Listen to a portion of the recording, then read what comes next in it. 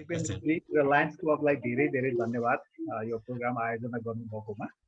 र आज मैले यो प्रेजेन्टेसनलाई अलिकति स्टोरी को हिसाबले नै भन्न गइराखेको छु, किनभने अडियन्सहरू पनि विभिन्न फिल्डबाट हुनुहुन्छ। सबैजना एग्रिकल्चरिस्ट हुनुहुन्न अथवा विभिन्न प्रोफेसनमा भएको हुनाले मैले धेरै डेटाहरू फिगर्सहरू भन्दा पनि नेपाल हामी कहाँनिर छौँ बेरी इन्डस्ट्रीको दिशामा, कहाँनिर पुगिरहेछौँ, फ्युचर प्रोस्पेक्टहरू के छन्, के चाहिँ गर्न बाँकी छ भन्ने सन्दर्भमा मेरो केही एक्सपिरियन्सहरू र केही चाहिँ फ्युचर प्रोस्पेक्टहरू सेयर गर्न गइराखेको छु। र म चाहिँ यो स्लाइडहरू सेयर गर्न चाहन्छु हजुरहरूलाई। अब फर्स्टमा जब हामी बेरी भनेर कुरा गर्छौँ, बेरी भनेको के हो हैन, त्यो बारेमा एउटा छोटो जानकारी म दिन चाहन्छु।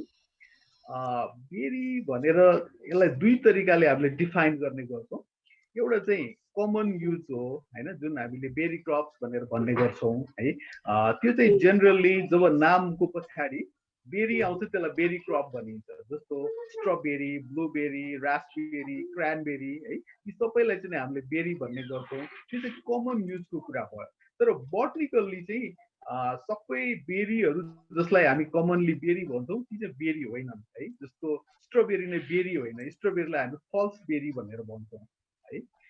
तर ब्लूबेरी अनि क्रानबेरीहरू चाहिँ ट्रु बेरिजहरू हुन् है। त्यस्तै गरेर जस्तो बनाना पनि बोटनिकल्ली बेरी हो, तर यसलाई बेरी भनिँदैन है। त्यो अलिकति डिस्टिङसन छ। मैले यो खास किन भनेको भने जस्तो स्ट्रबेरीलाई बेरी भनिरहँदाखेरि तपाईँहरू कोही बोटानिस्ट हुनुहुन्छ भने स्ट्रबेरी त बेरी होइन नि भन्ने क्वेसन आउन सक्छ है। अनि त्यही भएर मैले यो तपाईँहरूलाई क्लियर गर्न खोजेको।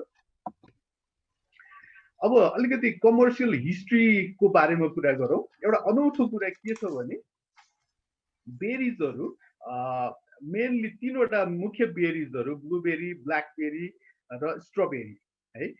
ती तीनवटा बेरिजहरू चाहिँ हामीले कमर्सियल्ली कल्टिभेसन गर्न थालेको धेरै वर्ष भएको छैन है। र ब्लूबेरीको हकमा हामीले 100 वर्ष पनि भएको छैन कमर्सियल्ली कल्टिभेसन गर्न थालेको। खास त कस्तो रहेछ भने ब्लूबेरी चाहिँ जङ्गलहरूमा पाइने गर्थ्यो। अनि मान्छेहरूले त्यसको स्वाद मन पराए, त्यो मिठो पनि थियो, न्युट्रिसियस पनि थियो, त्यसको मेडिसिनल भ्यालुहरू पनि थियो। त्यसले गर्दा मान्छेहरूले त्यसलाई घरमा ल्याएर आफ्नो खेतबारीमा ल्याएर लगाउनु खोजे, तर हरेक पटक मान्छेहरू असफल भए। अनि अन्टिल करिब आजभन्दा 100 वर्ष अगाडिसम्म ब्लूबेरी चाहिँ जङ्गलमै मात्र पाइन्थ्यो। यसलाई चाहिँ डोमेस्टिकेसन गर्न सकिएको थिएन है। एउटा कारण चाहिँ के रहेछ भने ब्लूबेरीलाई स्ट्रङली एसिडिक सोइल चाहिन्छ है। र हामी नर्मल सोइलमा जब ल्याएर यसलाई रोपिदिन्छौँ अनि यो बिस्तारै मर्छ र यसले चाहिँ फ्रुटहरू दिन सक्दैन है। अनि त्यो प्रब्लम एकजना बोटनिस्टले आइडेन्टिफाई गर्नुभयो। अनि त्यसपछि ब्लूबेरीको प्रोडक्सन चाहिँ कमर्सियल प्रोडक्सन सुरु भयो। अनि त्यस्तै गरेर ब्ल्याकबेरी र अरू बेरिजहरूको पनि कुरा गऱ्यौँ भने ती बेरिजहरू करिब 200 वर्षभन्दा यता मात्रै हामीले चाहिँ डोमेस्टिकेसन गरेर प्रोडक्सन गर्न सुरु गरेको छौँ है। अब यसलाई छोडेर हामी अरू क्रपको कुरा गरौँ, जस्तो पोटेटोको कुरा गरौँ, आलुको। आलु चाहिँ डोमेस्टिकेसन भएको करिब आइस एजको अन्त्यतिर भएको रहेछ है। अनि त्यस्तै गरेर राइसको डोमेस्टिकेसन भएको करिब 9000 देखि 10000 वर्ष भएको रहेछ है। र यो कारण के छ त, किन चाहिँ यी बेरिजहरू चाहिँ हामीले कल्टिभेसन गर्न थालेनौँ भन्दाखेरि जस्तो यी बेरिज, प्राय बेरिजहरू, सबै त होइन, प्राय बेरिजहरूमा काँडा हुन्छ है। र यो हामीले चाहिँ नि यो जातीय विकास गर्नुभन्दा अगाडि बेरीहरूको साइज पनि निकै सानो, अनि त्यसलाई निकै बेरसम्म टिप्यो भने यति थोरै पनि टिप्न नसकिने। अनि त्यसले गर्दा कमर्सियल्ली सक्सेसफुल नहुने भएको कारणले गर्दा बेरिजहरू प्रोडक्सनमा कहिले पनि आएनन् है। र जब मान्छेहरूले यो प्लान्ट ब्रिडिङ अथवा जातीय विकास कसरी गर्ने भन्ने कुराहरू बिस्तारै सिक्दै थाले 18औं 19औं शताब्दीतिर, अनि त्यसपछि जातीय विकास भयो। अनि यो बेरिजहरू पनि अलिकति ठुल्ठुलाहरू मान्छेले प्रोडक्सन गर्न थाले। अनि काँडाहरूलाई चाहिँ हटाएर काँडा नभएको प्लान्टहरू उत्पादन गर्न थाले। अनि त्यसपछि बेरीहरूको चाहिँ कमर्सियल प्रोडक्सन चाहिँ सुरु भएको छ है। अब म 2-4वटा मेजर बेरिजहरूको बारेमा कुरा गर्छु। र बेरिजको हिसाबले संसारभरि नै सबैभन्दा धेरै क्षेत्रफल, सबैभन्दा धेरै उत्पादन र सबैभन्दा धेरै चर्चा पाउने बेरी भनेको स्ट्रबेरी हो है। र नेपालको हकमा स्ट्रबेरीको इतिहास एकदमै छोटो छ। करिब आजभन्दा 28 वर्ष पहिला नेपाल भन्ने एउटा जापानी आइएनजिओ हो। त्यो आइएनजिओले मात्र 6 वटा बिरुवाहरू नेपालमा लिएर आएको रहेछ। अनि त्यो 6 वटा बिरुवाबाट नेपालको स्ट्रबेरीको इतिहास सुरु हुन्छ। अनि त्यो बिरुवाहरूलाई जापानिजहरूले ककनी, नुवाकोट जिल्लाको ककनी भन्ने ठाउँमा लगेर रोपे। अनि त्यसपछि त्यसबाट मल्टिप्लाई हुँदै हुँदै हुँदै अनि धेरै कृषकहरूमा त्यो फैलिँदै गयो र अहिले ककनीको एउटा पहिचान बनेकै स्ट्रबेरी भन्ने जस्तो बन्यो। तर करिब 28 वर्षको इतिहास हामीले हेर्दाखेरि स्ट्रबेरी ककनीमा आयो, तर ककनीमै सीमित भयो। आजसम्म पनि एक हिसाबले भन्दाखेरि ककनीबाट स्ट्रबेरी त्यति धेरै बाहिर जान सकिरहेको छैन है। त्यो कारण के हो भन्ने बारेमा हामी बिस्तारै चर्चा गरौँला। तर ककनीमा मात्र भए पनि स्ट्रबेरीले एकदमै राम्रोसँग त्यहाँको कम्युनिटीसँग एउटा जरा गाडेरै बसेको जस्तो भएको छ है। र यो स्ट्रबेरी ककनीमा जहाँ जहाँ खेती गर्न सम्भव छ त्यो ठाउँको हरेक कृषकको चोइस, फर्स्ट चोइस भनेको स्ट्रबेरी हो। किनभने स्ट्रबेरीले जति आर्थिक मुनाफा दिन्छ कृषकहरूलाई त्यति अरू कुनै पनि बालीले दिँदैन है। त्यसकारण हरेक कृषकले 2-4 हजार बोट स्ट्रबेरी लगाएकै हुन्छ ककनीमा। र करिब 700 जना कृषकहरूले स्ट्रबेरी लगाएर उहाँहरूले चाहिँ राम्रो मुनाफा लिइरहनु भएको छ स्ट्रबेरीबाट। अब म अर्को बालीतिर आउँछु। यसलाई चाहिँ ब्लुबेरी भनेर भनिन्छ। यो चाहिँ सुपर फुड मानिन्छ। हुन त बेरिजहरू प्राय सबै सुपर फुड नै हुन्। त्यसमा पनि यो ब्लुबेरीमा एन्टिअक्सिडेन्टको मात्रा यति धेरै छ कि अरू कुनै फलहरूमा छैन है। त्यसले गर्दा यो सुपर फुड भनेर यसलाई चिनिन्छ र हाइली न्युट्रिसियस सुपर फुड त हो नै। सँगसँगै यसमा चाहिँ धेरै न्युट्रिसनल, मेडिसिनल भ्यालुजहरू भएको यो चाहिँ बाली हो। र यो चाहिँ नेपालमा अहिलेसम्म यसलाई आधिकारिक रूपमा ल्याएर यसलाई चाहिँ नि एउटा प्रोडक्सनको लागि किसानहरूलाई वितरण गर्ने अथवा प्रोडक्सन टेक्नोलोजी हस्तान्तरण गर्ने खालको कामहरू मेरो जानकारी अनुसार भएको छैन। र कोही विदेशी व्यक्तिहरूले यहाँ ल्याएर 2-4 वटा रोपेर केही फलाएको त्यो खालको जानकारीहरू चाहिँ मैले पाएको छु। तर यो ब्लुबेरीमा चाहिँ धेरै काम गर्न बाँकी छ र यो नेपालको लागि एकदमै पोटेन्सियल भएको बाली हो। किनभने अघि पनि मैले भनिसकेँ, यसको लागि हाइली एसिडिक सोइल चाहिन्छ, स्ट्रङली एसिडिक सोइल चाहिन्छ।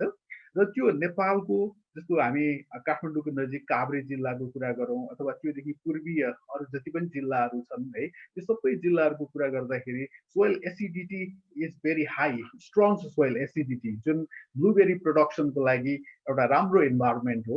अनि हाम्रो लागि अर्को एउटा बेनिफिट के छ भने जहाँनिर ब्लुबेरी खेती गरिन्छ त्यो ठाउँमा माटोमा अर्ग्यानिक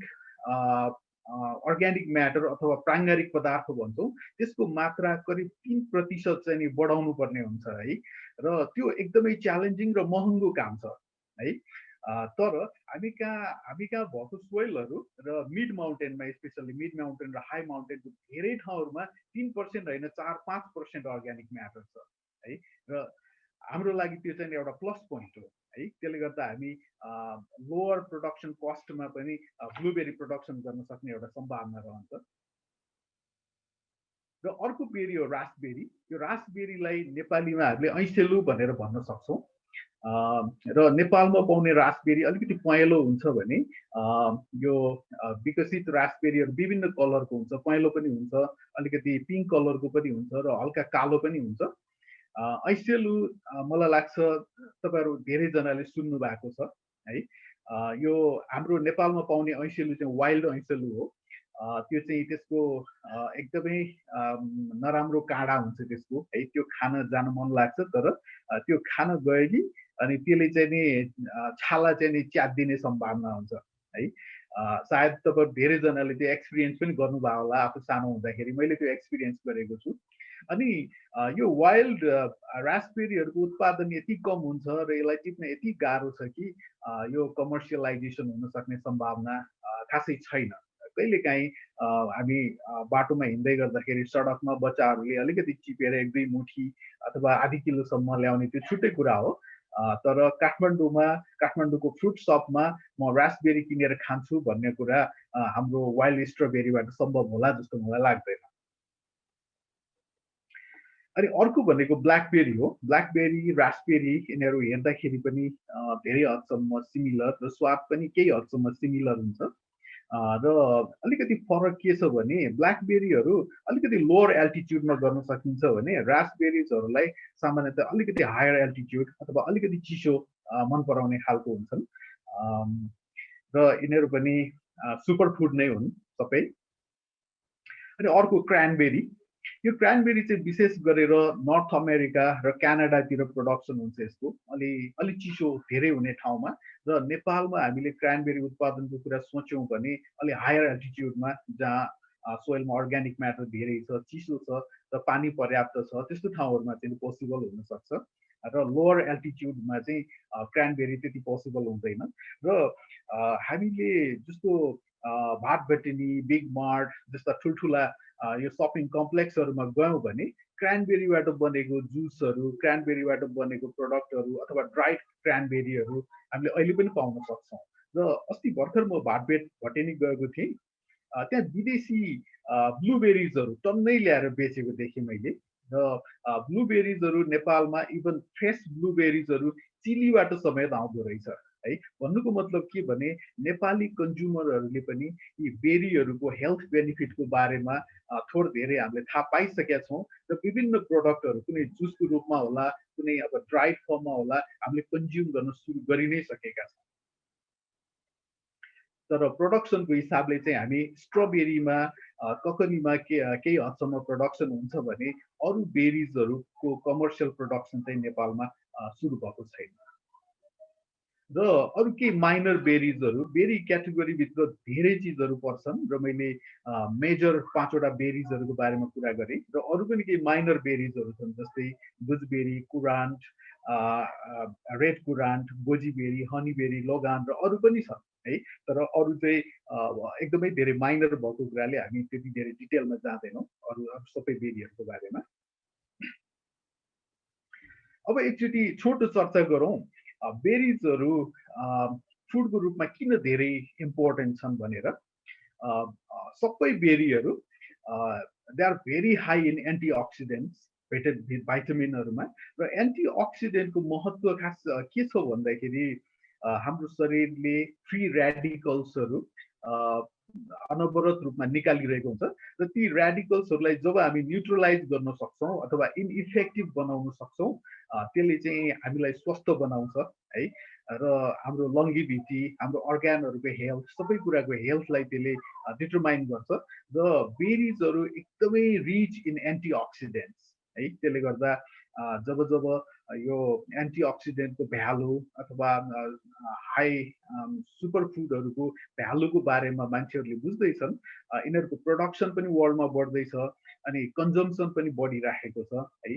र यो बेरिजहरूले हार्ट हेल्थमा चाहिँ एउटा पोजिटिभ रोलहरू प्ले गर्छ, त्यस्तै स्किन हेल्थमा, अनि क्यान्सरलाई प्रिभेन्ट गर्न सक्ने कम्पाउन्डहरू पनि बेरिजहरूमा पाइन्छ है। ब्लड सुगरलाई हेल्प गर्छ र फाइबर पनि धेरै पाइन्छ है। र यो बेरिजहरू प्राय गुलिया हुन्छन्, तर गुलिया भए पनि यो नेचुरल सुगरहरू भएको कारणले गर्दा डायबिटिजहरूले पनि सर्टेन मात्रामा खाँदाखेरि त्यस्तो नकारात्मक असर पर्दैन, बरु त्यसले ब्लड सुगरलाई कन्ट्रोल गर्नलाई हेल्प गर्छ। त्यसले गर्दा berries are very important food.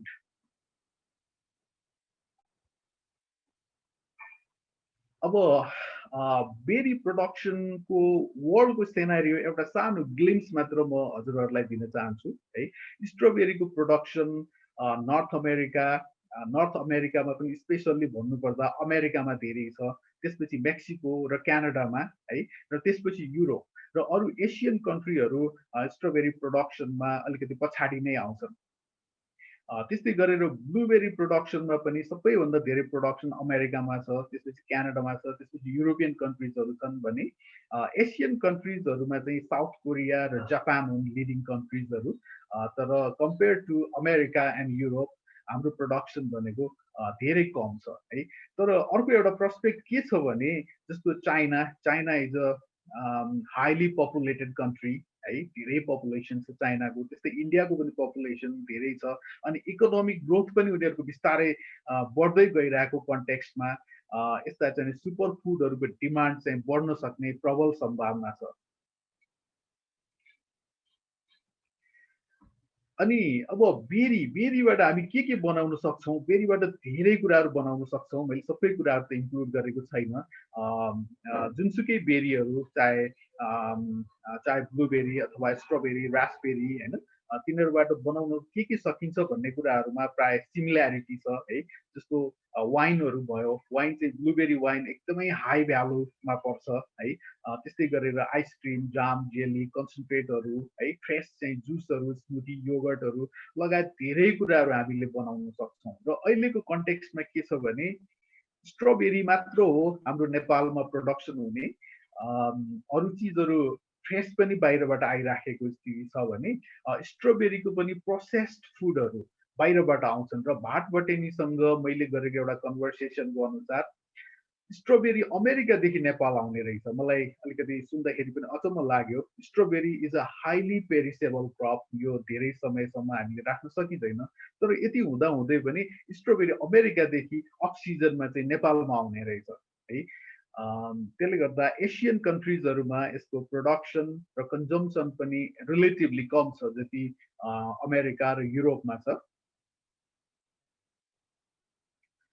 अब बेरी प्रोडक्सनको सन्दर्भमा नेपालमा के भइरहेछ भन्ने कुराहरू म यहाँहरूलाई अलिकति राख्न चाहन्छु र नेपालमा अलिकति काम भएको र कमर्सियल प्रोडक्सन भएको बेरी मध्ये एउटा स्ट्रबेरी मात्रै हो र यो 28 वर्ष अगाडि जापानिजहरूले नेपालमा ल्याएर ट्रेनिङ गरेर छोडिदिइसकेपछि त्यो त आइएनजिओ थियो होइन आइएनजिओले सधैँभरि काम गर्दैन उनीहरूको फन्डिङ सिक्यो अनि उनीहरू गयो त्यसपछि किसानहरूले आफैले एडप्ट गरेर अनि उहाँहरूले चाहिँ प्रोडक्सन गरिरहनु भएको छ है एउटा गुड पार्ट के छ भने उहाँहरू आफैले गर्नु भए पनि उहाँहरूले एउटा सस्टेन्ड तरिकाले प्रोडक्सन गरिरहनु भएको छ र मार्केटमा पठाइरहनु भएको छ र हामी एज अ कन्ज्युमर स्ट्रबेरी नेपालमा फल्छ नेपालमा फलेको स्ट्रबेरी हो भनेर हामीले कन्ज्युम गर्न पाइरहेछौँ र सँगसँगै कृषकहरूले राम्रो आर्थिक चाहिँ फाइदा पनि लिइरहनु भएको छ त्यो एउटा गुड पार्ट भयो तर ओभर द टाइम 28 वर्षसम्म कृषकहरूले त्यही बिरुवाहरूलाई युज गरिरहनु भएको छ अनि त्यो जातहरू बिस्तारै डिटियोरेट हुँदै गएर अहिले फ्रुटको साइज चाहिँ एकदमै सानो छ है उत्पादन एकदमै थोरै छ है एउटा बोटबाट म्याक्सिमम 200-300 ग्राम भन्दा बढी किसानहरूले लिन सकिरहनु भएको छैन अनि फ्रुट एकदमै सानो छ मैले अस्ति भर्खर काठमाडौँको फ्रुट मार्केटमा इन्डियाको स्ट्रबेरी आएको देखेँ है अनि इन्डियाबाट स्ट्रबेरी आउँदा कम्तीमा पनि 3-4 दिन लाग्छ ककनीको आउन त कम्तीमा 1 दिन अथवा 2 दिनमा आउँछ है अनि मैले त्यो पसलेलाई सोधेँ होइन तपाईँ इन्डियाको स्ट्रबेरी किन बेचिरहनु भएको छ जबकि हामीसँग यहाँ प्रोडक्सन छ नेपालमै नजिकै उहाँहरूको उत्तर के थियो भने इन्डियाको स्ट्रबेरी ठुलो छ साइज र अहिले स्ट्रबेरी मार्केटमा साइज इज इम्पोर्टेन्ट है र हाम्रो ककनीमा लगाइरहेको भेराइटीहरूले त्यो साइज दिन सक्दैन है अनि अर्को पाटो के पनि छ भने फ्रुट यति सफ्ट छ कि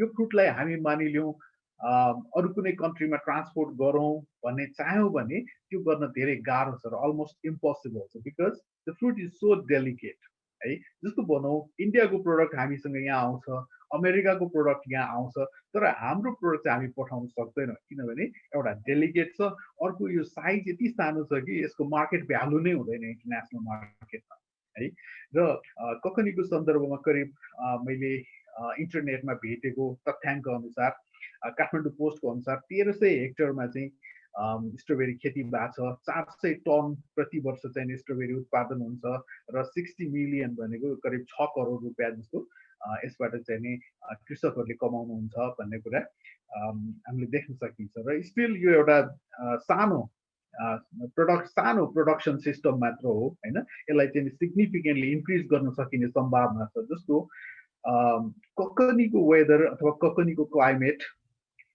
नेपालमा अरू धेरै ठाउँमा हुन सक्छ पूर्वमा हुन सक्छ पश्चिममा हुन सक्छ है पोखराको छेउछाउमा स्याङ्जा हुन सक्छ पर्वत हुन सक्छ त्यो ठाउँमा पनि त हामीले 2000 मिटरको एल्टिट्युड त पाउन सक्छौँ है तर के भने यसलाई चाहिँ नि एउटा प्रमोसन गर्नलाई यसलाई चाहिँ अरू ठाउँहरूमा पनि एक्सप्यान्ड गर्नको लागि अलिकति एउटा पहल हुनुपर्ने जरुरी देख्छु मैले, ताकि ककनी जस्तो ठाउँहरू नेपालमा अरू 10 ठाउँमा बनाउन सकियोस्। जस्तो नेपालगञ्जको पहाडी बेलतिर गर्न सकिन्छ, सुर्खेतमा हुन सक्छ हैन।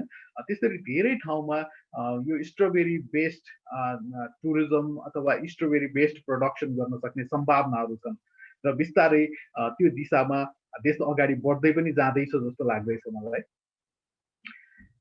अनि अब स्ट्रबेरी पछाडि म अर्को एउटा बेरीमा आउँदैछु, रास्पबेरीमा। यो चित्रमा तपाईहरुले देख्न सक्नुहुन्छ, तपाईहरुले खाएकै चिज हो जस्तो लाग्छ मलाई र यो टिपेर खान धेरै गाह्रो छ। त्यसले गर्दा यो मिठो छ, यसको स्वाद चाहिँ खाने सबैलाई मिठो लागेकै हुन्छ, सबैको जिब्रोमा स्वाद बसेकै छ, तर यो कमर्सियलाइज हुन सक्दैन, किनकि यसको खेती गरेर न त किसानले पैसा कमाउँछ है, न त खेती गरेर देशलाई नै यसले कुनै ठुलो आर्थिक फाइदा दिन सक्छ, किनकि प्रोडक्सन एकदमै धेरै कम हुन्छ यसको। अब जस्तो ब्लुबेरी लगायतका अरू बेरिजहरू त नेपालमा छैनन् नै, अघि मैले भनिहालेँ यो कुरा। अनि नेपालले यो विभिन्न खालको बेरिजहरू प्रोडक्सन गर्नको लागि हामीसँग स्ट्रेन्थ के छ, पोटेन्सियल के छ भन्ने बारेमा म हजुरहरूलाई चर्चा गर्दैछु। एउटा चाहिँ क्लाइमेट हो हाम्रो। नेपालको क्लाइमेट युनिक छ।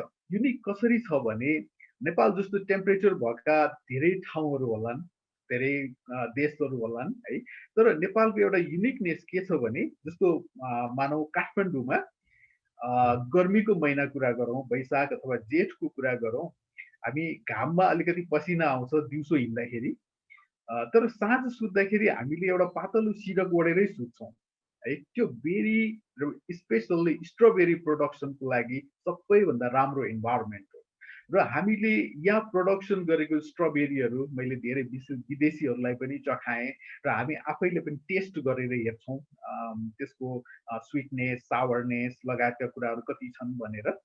अनि हामीले हेर्दाखेरि के पायौँ भने नेपालको स्ट्रबेरी अलवेज सुपेरियर, यो एकदमै हाई क्वालिटीको छ र धेरैजना विदेशीहरूले के भन्नुभयो भने यस्तो स्ट्रबेरी मैले जिन्दगीमा खाएकै छैन र कहिलेकाहीँ मलाई पनि त्यस्तै महसुस हुन्छ। जस्तो मैले अमेरिकामा स्ट्रबेरी खाएँ अनि फर्केर आएर यहाँको स्ट्रबेरी खाँदाखेरि त्यो अजीबको स्ट्रबेरी लाग्छ है। त्यो हाम्रो एउटा स्ट्रेन्थ हो, क्लाइमेट।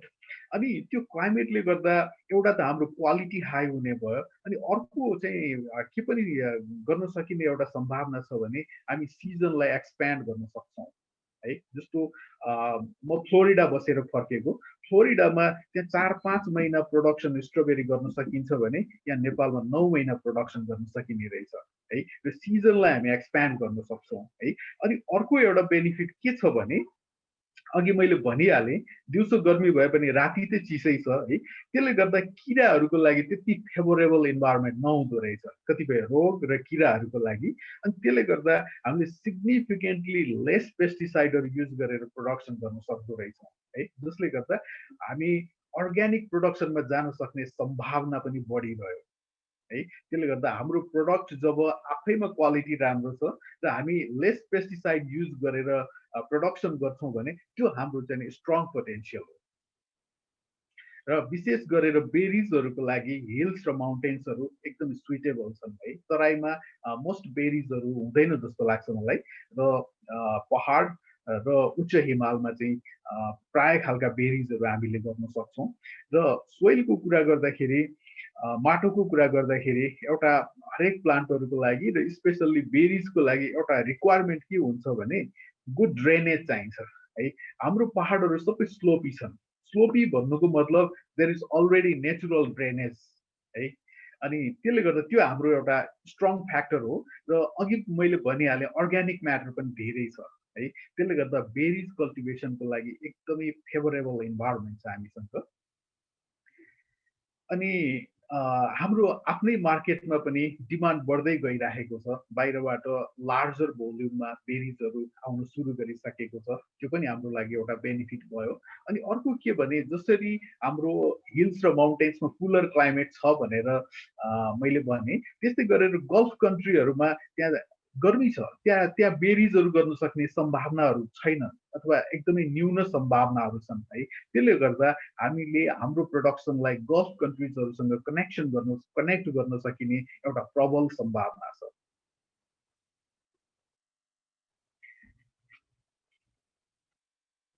अब बेरी पाथवे फर समृद्धि भनेर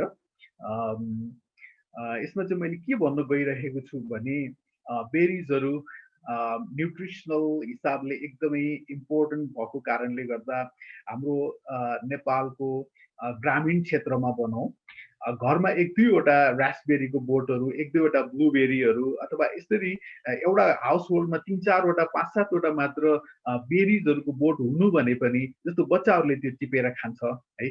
बच्चाहरूले टिपेर नजिकको सडकमा गएर बेच्न पनि सक्छ, जसरी अरू चिजहरू हामीले बेचिरहेको देख्छौँ है। न्युट्रिसनल सँगसँगै इकोनोमिक बेनिफिटहरू पनि एउटा स्मल होल्डरहरूले लिन सक्नुहुन्छ। अनि त्यस्तै गरेर अहिले धेरै बेरी बेस्ट प्रडक्टहरू बाहिरबाट आएको सिचुएसनमा हामीले त्यसलाई ब्लक गर्न सक्छौँ यदि हाम्रो उत्पादनलाई बढाउने हो भने, र सँगसँगै हामीले एक्सपोर्ट पनि गर्न सक्छौँ है।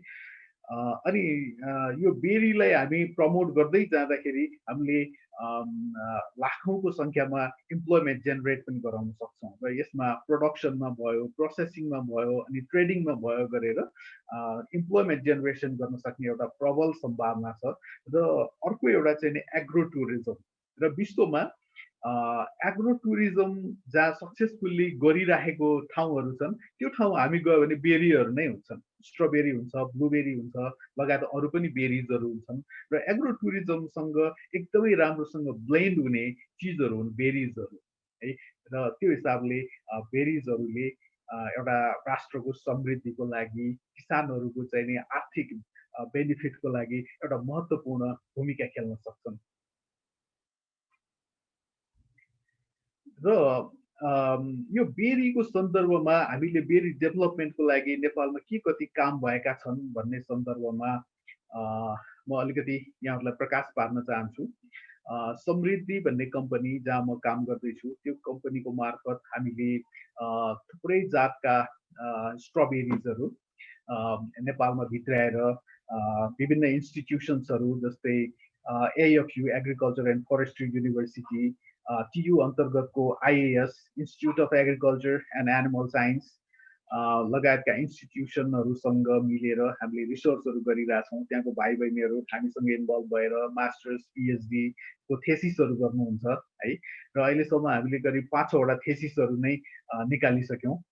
त्यसले गर्दा यो रिसर्चले चाहिँ नि नलेजहरू जेनेरेट गर्नलाई हेल्प भइरहेछ र हामी कसरी यो इन्डस्ट्रीलाई अझ सक्सेसफुल, अझ स्ट्रङ बनाएर लिएर जान सक्छौँ भनेर त्यो डिरेक्सनमा हामीले काम गरिरहेछौँ।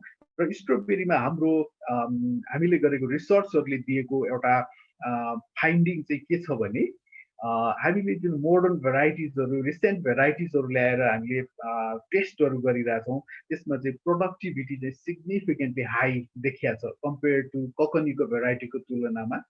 अनि फ्रुट साइज र फ्रुटको ड्युरेबिलिटी, फ्रुटको पोस्ट हार्भेस्ट लाइफ पनि सिग्निफिकेन्टली इन्हान्स भएको छ है। त्यसले गर्दा यी भेराइटीहरूलाई हामीले कल्टिभेसन गरेर जस्तो इन्टरनेसनल मार्केटमा पुग्नको लागि हामीले एउटा बाटो चाहिँ ओपन भएको छ। तर त्यसको लागि अरू थुप्रै कुराहरू जस्तो मार्केट लिङ्केजका कुराहरू तय गर्न बाँकी नै छ र आउँदा दिनहरूमा त्यो होला भन्ने आशा छ। अनि अर्को एउटा पाटो के भने हामीले यहाँ जहिले स्ट्रबेरी उत्पादन सुरु हुन्थ्यो त्योभन्दा करिब 1 महिना अगाडि स्ट्रबेरी निकाल्न सफल भयौँ र करिब 2 महिना जस्तो पछाडिसम्म स्ट्रबेरी निकाल्न सफल भयौँ। भन्नुको मतलब के भने यो रिसर्चको थ्रुबाट हामीले नेपालको स्ट्रबेरीको सिजनलाई एक्सप्यान्ड गर्न सफल भएका छौँ है। अनि यो नयाँ भेराइटिजहरू हाम्रो काठमाडौँको मार्केटमा एकदमै भ्यालुड पनि भएका छन् है। र कतिपय कन्ज्युमरहरूले, कतिपय फ्रुट सपहरूले अमेरिकन स्ट्रबेरी चाहियो मलाई भनेर यो भेराइटिजहरूलाई अमेरिकन स्ट्रबेरी भन्ने नाम दिएर उहाँहरूले खोजिरहनु भएको हुन्छ। अब अलिकति करेन्ट ग्याप्सहरूको कुरा गरौँ। यो इन्डस्ट्रीलाई डेभलप गर्नको लागि हामीसँग के कन्स्ट्रेन्ट्सहरू छन् त भन्ने बारेमा चर्चा गरौँ। क्वालिटी इनपुट्सहरू है, जस्तो फर्टिलाइजरहरू चाहिन्छ, पेस्टिसाइडहरू चाहिन्छ है। ती कुराहरू नेपालमा थोरै मात्र रजिस्टर भएका छन् है। अनि अब जुन अमेरिकामा युज हुन्छ त्यसको मलाई लाग्छ 4-5% पनि हामीसँग छैन है। त्यसकारण हामी लिमिटेड रिसोर्समा बसेर हामी प्रोडक्सन गर्नुपर्ने हुन्छ। त्यो चाहिँ एउटा ठुलो च्यालेन्ज हो जस्तो लाग्छ। अनि प्रोडक्सन टेक्नोलोजीको बारेमा पनि हामीसँग त्यति धेरै इन्फर्मेसन छैन, हामीसँग त्यति धेरै अनुभव पनि छैन। यो एउटा रिलेटिभली नयाँ क्रपहरू हुने, त्यसले गर्दा प्रोडक्सन टेक्नोलोजी हामी आफैले डेभलप गरेर अगाडि बढ्नुपर्ने एउटा अवस्था छ। अनि सँगसँगै जब हामी प्रोडक्सनमा जान्छौँ त्यसलाई मार्केटसँग जोड्न सकिएन भने त्यो इन्टरप्राइज सफल हुँदैन, त्यो असफल हुन्छ है। तर मार्केटसँग जोड्नको लागि एउटा एउटा उपाय के पनि हुन्छ भने प्रोसेसिङ। जब फ्रेस प्रोड्युस चाहिँ मार्केटमा कन्जम्सन हुन सक्दैन, त्यसलाई प्रोसेसिङमा पठाइदियो भने कृषकले उत्पादन गरेको प्रडक्टहरू खेर जाँदैन र कृषकले मुनाफा पाउँछ है। तर त्यसको लागि चाहिँ नि प्रोसेसिङ इन्डस्ट्रीहरू चाहिँ यहाँ पर्याप्त मात्रामा हुनु पर्यो है।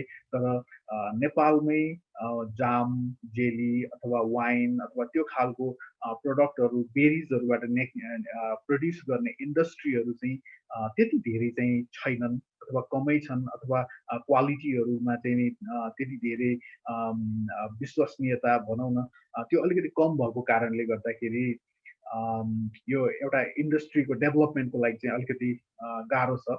अनि त्यस्तै गरेर मार्केट लिङ्केज, इन्टरनेसनल मार्केटमा पठाउनको लागि त्यति सजिलो पनि छैन है। त्यो लिङ्केज बिल्डअप गर्न हामीले बाँकी नै छ है। र अनि विभिन्न स्टेक होल्डर्सहरू, government agency, private sector, NGO, INGO लगायत किसानहरू होइन, सबैजनाको बिचमा एउटा कोलाब्रेसन भएर यो इन्डस्ट्रीलाई एउटा सिस्टमेटिक वेमा अगाडि बढाउनको लागि कामहरू गर्न बाँकी नै छ।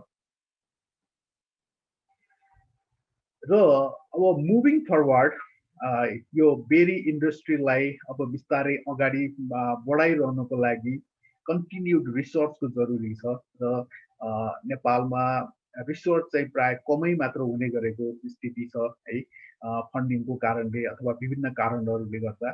तर विदाउट रिसर्च यो इन्डस्ट्रीहरू त्यति सक्सेसफुल हुन सक्दैन, अथवा यसको चाहिँ जुन प्रोग्रेस छ त्यो चाहिँ स्लो हुन पुग्छ। जस्तो हामीले हेऱ्यौँ भने किवीलाई हेरौँ, नेपालमा किवी भित्रेको मलाई लाग्छ करिब 2 देखि 3 दशक भयो। 3 दशक पुग्दासम्म हाम्रो किवी चाहिँ एक्सपोर्ट भनेको एउटा साइजमा एक्सपोर्ट हुन सकिरहेको छैन, किनभने हामीले साइन्स डेभलपमेन्ट अथवा टेक्नोलोजी डेभलपमेन्टमा काम चाहिँ अलिकति कमी भयो जस्तो लाग्छ मलाई। त्यसले गर्दा हामी हाम्रो प्रोग्रेस चाहिँ स्लो भएको छ है। त्यसले गर्दा कन्टिन्युड रिसर्चको चाहिँ मैले जरुरी देख्छु।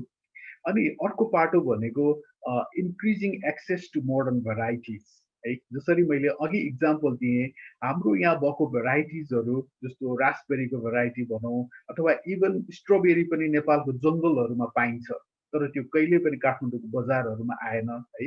त्यसले गर्दाखेरि हामीसँग दुईटा अप्सन छन्।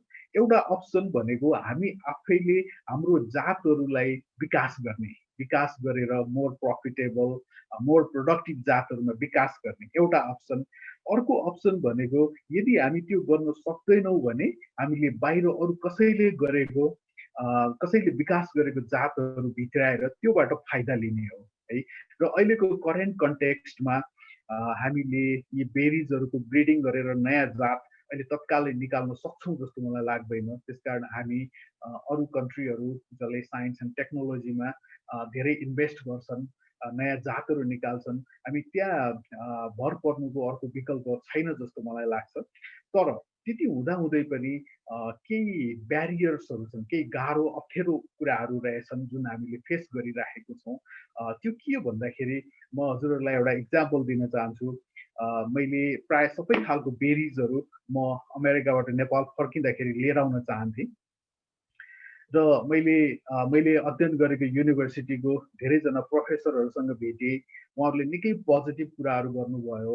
अनि त्यसैको भरमा म नेपाल फर्केँ होइन, वाओ भनेर म खुसी भएर नेपाल फर्केँ। तर बिस्तारै म त्यो भेराइटी ल्याउनको लागि पहलहरू गर्दै जान थालेँ। अनि त्यो लिएर आउन एकदमै गाह्रो रहेछ। मलाई गाह्रो दुई कुराले भयो।